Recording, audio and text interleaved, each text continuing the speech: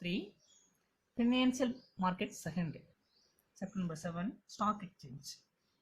So stock எக்ஸ்சேஞ்சுனா நம்ம என்னன்றது அப்படின்னா ஷேர் மார்க்கெட்டு நம்ம ஸ்டாக் எக்ஸ்சேஞ்சுன்னு சொல்கிறோம். சரிங்களா? அதாவது தமிழில் சொல்ல போனால் பங்கு மாற்றகம் அப்படின்னு சொல்லலாம். சரிங்களா? பாருங்க, introduction. Stock exchange contribute in a huge measure to the growth and expansion of national business and to the ultimate benefit and well-being of national economy and its people. So இந்த ஷேர் மார்க்கெட் பார்த்தீங்க அப்படின்னாக்க தேசிய லெவலில் national லெவலில் பார்த்தீங்க அப்படின்னாக்க national business, அதாவது தேசிய வர்த்தகத்தை பார்த்தீங்க அப்படின்னாக்க வளர்ச்சி செய்வதன் நோக்கத்தோடும் அதனை என்ன சொன்னா எக்ஸ்பான்ஷன் பண்றதுக்காக விரிவாக்கம் பண்ணக்கூடிய நோக்கத்தோடும், சரிங்களா, தேசிய அளவில் அதனுடைய பங்களிப்பை கொடுத்துட்டு வருது. என்ன? இந்த ஸ்டாக் எக்ஸ்சேஞ்ச். சரிங்களா? அது மட்டும் இல்லாமல் அல்டிமேட்டா யாருக்கு பெனிஃபிட்டா இருக்குது அப்படின்னாக்க இந்த ஸ்டாக் எக்ஸ்சேஞ்ச் பார்த்தீங்க அப்படின்னாக்க மக்களுக்கு. சரிங்களா? அதாவது மக்களுக்கு தேசிய லெவல்ல நேஷனல் எக்கானமியை டெவலப் பண்ணணும் அப்படிங்கிற நோக்கத்தோடும் மக்களுடைய நல்வாழ்வுக்காகவும், சரிங்களா, மக்களுடைய நலன்களுக்காகவும் இந்த பங்கு சந்தைகள் பார்த்தீங்க அப்படின்னாக்க ஒன்றிணைந்து செயல்பட்டு வருது. சரிங்களா? they provide an ideal conduit through which enormous amounts of capital flows through the interconnected network of financial organizations to all corporate enterprises in a country. So அது மட்டும் இல்லாமல் பார்த்தீங்க அப்படின்னாக்க நம்ம நாட்டில் இருக்கக்கூடிய அனைத்து வகையான அந்த பெரிய நிறுவனங்களுடைய தொடர்பின் மூலமாக என்ன பண்ணுது அப்படின்னாக்க கேபிட்டல் ஃபார்மேஷன். சரிங்களா? அந்த இண்டஸ்ட்ரிக்கு தேவையான அந்த கேபிட்டல் ஃபார்மேஷன்ஸ் ஏற்படுத்தி கொடுக்கறது இந்த ஸ்டாக் எக்ஸ்சேஞ்ச் தான். The stock exchanges ensure liquidity and transferability of financial assets that are dealt with. So அந்த ஸ்டாக் எக்ஸ்சேஞ்ச் எதை டீல் பண்ணுது? ஸோ அந்த லிக்விடிட்டி நம்ம ஈஸியாக நமக்கு தெரியும், கேஷ் கன்வெர்ட் ஈஸியாக கேஷ்லி கன்வெர்ட் பண்ணக்கூடிய வகையில், டிரான்ஸ்ஃபர் பண்ணக்கூடிய வகையிலும், அதாவது எதை? அந்த ஃபினான்சியல் செக்யூரிட்டிஸை. சரிங்களா? ஃபினான்சியல் செக்யூரிட்டிஸை ஃபினான்சியல் அசட்ஸ் என்று சொல்லக்கூடிய அந்த ஃபினான்சியல் செக்யூரிட்டிஸை பார்த்தீங்க அப்படின்னாக்கா டிரான்ஸ்பர் பண்ணுறதுக்கும் ஈஸியாக லிக்விடிட்டி பண்ணுறதுக்கும் இந்த மாதிரியான வசதிகள் வாய்ப்பை இந்த ஸ்டாக் எக்ஸ்சேஞ்ச் பார்த்தீங்க அப்படின்னாக்கா ஏற்படுத்தி கொடுக்குது. Stock exchanges and organized market provide a place for the investors to buy and sell securities freely. So இந்த ஸ்டாக் எக்ஸ்சேஞ்ச் பார்த்தீங்க அப்படின்னாக்க அந்த இந்த ஸ்டாக் மார்க்கெட் பார்த்தீங்க அப்படின்னாக்க market provide for place for the investors. So investors buy and sell securities freely. So வாங்குறவங்களும் விற்கிறவங்களும் அந்த செக்யூரிட்டிஸை ஈஸியாக செயல்படுத்துவதற்கான ஒரு வாய்ப்பை இந்த ஸ்டாக் எக்ஸ்சேஞ்ச் தான் ஏற்படுத்தி கொடுக்குது. The market offers perfectly competitive conditions where a large number of sellers and buyers participate. So இதில் யாரெல்லாம் நமக்கு தெரிஞ்சுதான். ஸோ லார்ஜ் நம்பர் ஆஃப் பையர்ஸும் செல்லர்ஸும் என்ன பண்ணலாம்? இந்த ஸ்டாக் எக்ஸ்சேஞ்சில் பார்ட்டிசிபேட் பண்ணலாம். Further, stock exchanges provide an auction market. So auction மார்க்கெட்னா என்ன? ஆக்ஷன் என்ன சொல்லுவீங்க? ஏலம் விடுறது. சரிங்களா? So auction market in which members of the exchange participate. So இதில் நிறைய எல்லா பார்ட்டிஸும் என்ன பண்ணுவாங்க அப்படின்னா, அதாவது பார்ட்டிஸ் அப்படின்னா அந்த ஷேர் ஹோல்டர்ஸ். சரிங்களா? ஸோ அவங்க எல்லாருமே இதில் கலந்துக்கிறாங்க. இதில் கலந்துட்டு யார் ஹையஸ்ட் ஆக்ஷன், சரிங்களா, ஹையஸ்ட் அந்த ஏலம் அதிகமான தொகை யார் கேட்குறாங்களோ அவங்களுக்கு என்ன பண்ணுறாங்க? ஸோ அந்த இன்னொரு ஷேர் ஹோல்டர் பார்த்தீங்க அப்படின்னாக்க அவங்களுடைய ஷேரை சேல் பண்ணுவார். To ensure continuity of price and liquidity investors. So அது மட்டும் இல்லாமல் அந்த விலையை ஒரே சீராக விலையை நிர்ணயம் செய்வதற்காகவும் அதை லிக்விடிட்டியாக கன்வெர்ட் பண்ணிக்கிறதுக்கான வசதி வாய்ப்பையும் இந்த ஸ்டாக் எக்ஸ்சேஞ்ச் ஏற்படுத்தி கொடுக்குது. Then the efficient functioning of the stock exchange is responsible for creating a conducive climate for an active and growing primary market for new issues.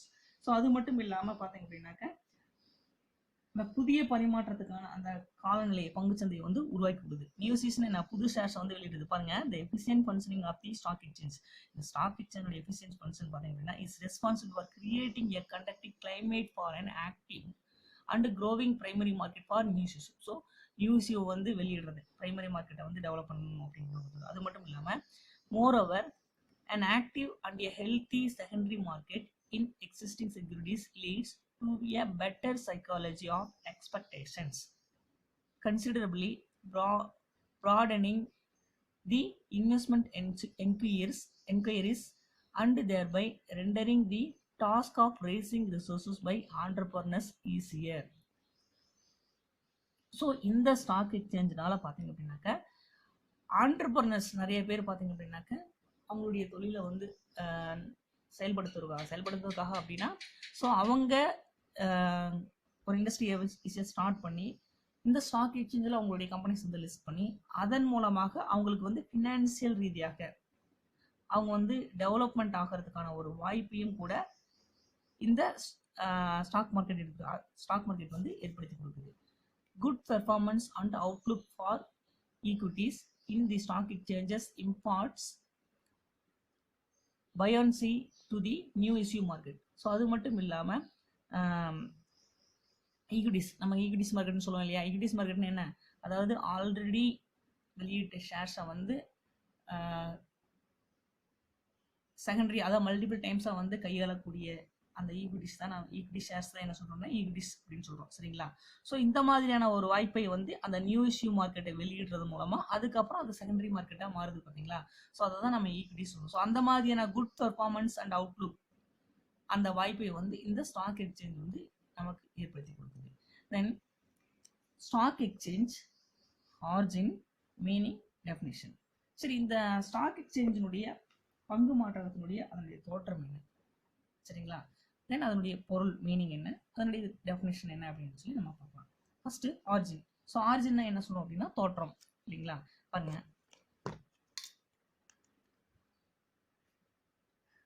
Amsterdam Stock Exchange is considered as the oldest stock exchange in the world. So நமக்கு தெரியும் இந்த Amsterdam stock exchange அப்படிங்கிறத பார்த்தீங்க அப்படின்னாக்க உலகத்திலேயே மிகவும் பழமையான பங்கு வர்த்தனை நிலையமாக கருதப்படுது. சரிங்களா? Oldest stock exchange in the world. இந்த ஆம்ஸ்டர்டாம் ஸ்டாக் எக்ஸ்சேஞ்ச் தான் பார்த்தீங்கன்னா உலகத்திலேயே oldest stock exchange in the world அப்படின்னு சொல்லுவோம். சரிங்களா? It was established. இது எப்போ எஸ்டாப்ளிஷ் பண்ணாங்க அப்படின்னா in the year 1602 by Dutch East Indian Company called Vereniging Oost Indische Compagnie called VOC என்று சொல்லுவோம். சரிங்களா? ஸோ இந்த 1602 பார்த்தீங்க அப்படின்னாக்கா டச்சு ஈஸ்ட் இந்தியா நிறுவனம் தான் பார்த்தீங்க அப்படின்னாக்க இந்த VOC என்று சொல்லக்கூடிய இந்த ஆம்ஸ்டர்டாமை வந்து வடிவமைச்சது. Then it was later registered as Amsterdam bourse. So அதுக்கப்புறம் பார்த்தீங்க அப்படின்னாக்க இந்த ஆம்ஸ்டர்டாம் போர்ஸ் அப்படிங்கிற பேரில் மறுபடியும் வந்து இந்த ஆம்ஸ்டர்டாம் ஸ்டாக் எக்ஸ்சேஞ்ச் வந்து ஏற்றுக்கொள்ளப்பட்டது. சரிங்களா? Then the first stock exchange in India was the native shares and stock brokers association. சரிங்களா? பாருங்க, இந்தியாவில் முதல் பங்கு பரிவர்த்தனை, இந்தியாவில் ஃபர்ஸ்ட் ஸ்டாக் எக்ஸ்சேஞ்ச் எதை சொல்லுவோம் அப்படின்னா the native shares and stock brokers association. சரிங்களா? என்று சொல்லக்கூடிய இந்தியாவிலுடைய முதல் பங்கு வர்த்தனை தி நேஷனல் பங்குகள் மற்றும் பங்கு தரகர்கள் சங்கம் என்று சொல்லக்கூடிய இதுதான் ஃபர்ஸ்ட் இந்தியாவில் ஸ்டாக் எக்ஸ்சேஞ்ச். சரிங்களா? தென் it was recognized by Government of India on August 31st, 1957 under Securities Contract Regulation Act 1956. It became the Bombay Stock Exchange subsequently. So அதுக்கப்புறம் பார்த்தீங்க அப்படின்னாக்க இது பார்த்தீங்கன்னா 1957ஆம் ஆண்டில் பார்த்தீங்க அப்படின்னாக்கா ஆகஸ்ட் 31ஆம் தேதி இந்திய பங்கு சந்தை இந்த ஒப்பந்தத்தினுடைய அந்த ஒழுங்குமுறை சட்டத்தின் 1956 படி இது வந்து அங்கீகரிக்கப்பட்டது. அதுக்கப்புறம் it became the Bombay stock exchange subsequently. இது வந்து இந்திய பம்பாய் பங்குச்சந்தையாக அதுக்கப்புறம் மாறியது. சரிங்களா? தென் அதுக்கப்புறம் meaning. So meaning the stock exchange, இந்த ஸ்டாக் எக்ஸ்சேஞ்சுடைய மீனிங் என்ன அப்படின்னா stock exchange also called stock market or share market. இது நமக்கு தெரியும் இல்லைங்களா? ஸ்டாக் எக்ஸ்சேஞ்ச் எப்படி சொல்லலாம் அப்படின்னாக்கா ஸ்டாக் மார்க்கெட் அப்படின்னு சொல்லலாம், ஷேர் மார்க்கெட் அப்படின்னு சொல்லலாம். சரிங்களா? Is one of the important constituents of capital market. So இந்த பங்கு மாற்றம்னு பார்த்தீங்க அப்படின்னாக்க கேபிட்டல் மார்க்கெட் என்று சொல்லக்கூடிய அந்த மூலதன சந்தை இல்லைங்களா? அந்த மூலதன சந்தையில மிகவும் முக்கியமான ஒரு பாட்டு தான் இந்த ஸ்டாக் எக்ஸ்சேஞ்ச். சரிங்களா? ஸோ ஒரு இண்டஸ்ட்ரீஸ் கேபிட்டல் வேணும் அப்படின்னாக்க இந்த ஸ்டாக் எக்ஸ்சேஞ்ச் தான் மெயின் மூல காரணமே. சரிங்களா? அதனால இது நம்ம கேபிட்டல் மார்க்கெட் அப்படின்னு சொல்லலாம். சரிங்களா? Stock exchange is an organized market for the purchase and sale of industrial and financial security. So இந்த சந்தை, இந்த பங்குச்சந்தை பார்த்தீங்க அப்படின்னா எதுக்காக? Stock exchange is and organized market. இது ஒரு ஆர்கனைஸ்டு மார்க்கெட் ஃபார் தி எதுக்காக? For the purchase and sale of industrial and financial security. So அந்த இண்டஸ்ட்ரியல் செக்யூரிட்டிஸ் வந்து வாங்குறதுக்கும் விற்கிறதுக்கும் ஒரு வாய்ப்பை வந்து இந்த ஸ்டாக் எக்ஸ்சேஞ்ச் வந்து ஆர்கனைஸ் பண்ணி கொடுக்குது. தென் it is a convenient place where trading in securities is conducted in a systematic manner. அது மட்டும் இல்லாம இது ஒரு கன்வீனியன்ட்டான பிளேஸ். எதுக்காக? வேர் ட்ரேடிங் இன் செக்யூரிட்டிஸ் வந்து வாங்குறதுக்காகவும் விற்கிறதுக்காகவும் சிஸ்டமேட்டிக்கா வந்து ஃபாலோ பண்றாங்க இந்த ஸ்டாக் எக்ஸ்சேஞ்சில். That is as per certain rules and regulations. அந்த ரூல்ஸ் அண்ட் ரெகுலேஷன்ஸ் படி தான் ஷேர்ஸ் வந்து நம்ம வாங்க முடியும், விற்க முடியும். சரிங்களா? Then it performs various functions and offers useful services to investors and borrowing companies. So அது மட்டும் இல்லாமல் இது பார்த்தீங்க அப்படின்னாக்க அந்த முதலீட்டாளர்களுக்கு, அந்த இன்வெஸ்டர்ஸ்க்கு கடன், அது மற்றும் கடன் நிறுவனங்களுக்கு வழங்கக்கூடிய பயனுள்ள சேவைகளையும் கூட இந்த ஸ்டாக் எக்ஸ்சேஞ்ச் வந்து கொடுக்குது. It is and investment intermediary and facilitates economic and industrial development of a country. So இதனால பார்த்தீங்க அப்படின்னா ஒரு நாட்டினுடைய பொருளாதாரம், அந்த தொழில்துறை வளர்ச்சிக்கு வந்து முக்கியத்துவம் வைக்கக்கூடிய வகையில் செயல்படக்கூடியது அந்த ஸ்டாக் எக்ஸ்சேஞ்ச். ஓகேங்களா? Next, stock exchange is an organized market for buying and selling corporate and other securities. So இந்த பங்குச்சந்தையை பார்த்தீங்க அப்படின்னா அந்த பெரிய நிறுவனங்கள் மற்றும் அந்த பிற பத்திரங்களை வந்து வாங்குவதற்கும் அந்த விற்பனை செய்வதற்கும் ஒரு ஒழுங்குபடுத்தப்பட்ட சந்தையை தான் நம்ம என்ன சொல்றோம் அப்படின்னா ஸ்டாக் எக்ஸ்சேஞ்ச் அப்படின்னு சொல்லி சொல்றோம். சரிங்களா? Organised market. சரிங்களா? Buying and selling corporate and other securities. Then here securities are purchased and sold out as per certain well defined rules and regulations. So அது மட்டும் இல்லாமல் அந்த well defined rules and regulation, சில நன்கு அந்த வரையறுக்கப்பட்ட விதியும் கட்டுப்பாட்டினுடைய அடிப்படையிலும் வாங்கப்படுது, விற்கப்படுது. சரிங்களா? தென்